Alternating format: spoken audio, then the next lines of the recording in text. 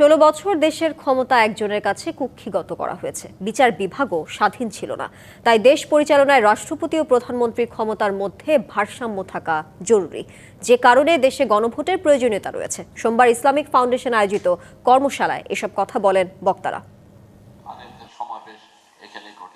আসন্ন জাতীয় সংসদ নির্বাচনে গণভোট নিয়ে জনসচেতনতা সৃষ্টির লক্ষ্যে সারা দেশের আলেম ওলামা ও ইসলামিক ফাউন্ডেশনের মাঠ পর্যায়ের কর্মকর্তাদের অংশগ্রহণে কর্মশালার আয়োজন করে ধর্ম বিষয়ক মন্ত্রণালয়।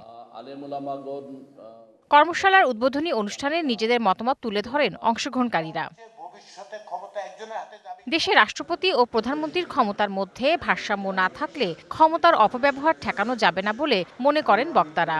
গত 16 বছরে যে সমস্ত পরিবর্তনের নামে ক্ষমতা যেভাবে একজনের কাছে নিয়ে যাওয়া হয়েছে, ব্যবস্থাগুলো দীর্ঘদিন ধরে যেভাবে ছিল, একটা উদাহরণ দেই, আদালত, বাংলাদেশের আদালতগুলি স্বাধীন ছিল না। রাষ্ট্রপতি এবং প্রধানমন্ত্রীর মধ্যে ক্ষমতার একটা ভারসাম্য তৈরি করা দরকার, কারণ একজনের কাছে যখনই আপনি বেশি ক্ষমতা দেবেন, ক্ষমতার অপব্যবহার হবেই।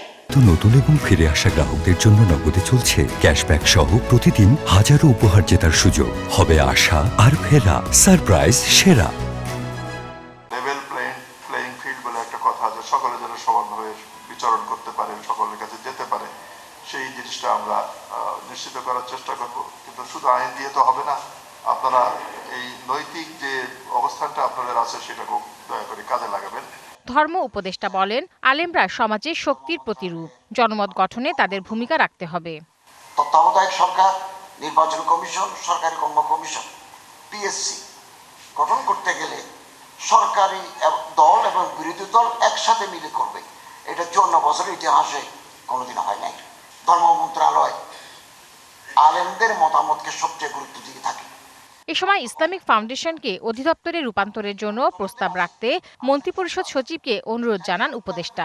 ইসলামিক ফাউন্ডেশনকে অধিদপ্তরে রূপান্তর করা যায় কিনা আমি আপনার দৃষ্টি আকর্ষণ করছি। তাহসিনা জেসি, ডিবিসি নিউজ, ঢাকা।